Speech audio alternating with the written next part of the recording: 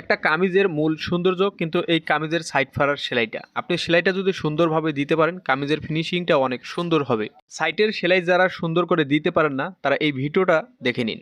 Side হ্যাম করার জন্য 1 ইঞ্চি 6 ইঞ্চি যে আমাদের কাপড়টা আছে, প্রথমে স্কেলটা এইভাবে সোজা করে বসিয়ে নেব। এরপর একটা মার্জিন টেনে নেব।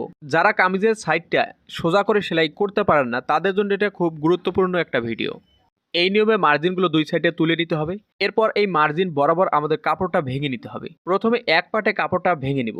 এই মার্জিন বরাবর এক পাটে এই নিয়মে ভেঙে নেওয়ার পর লোবে লোবে একটি সেলাই দিয়ে নেব।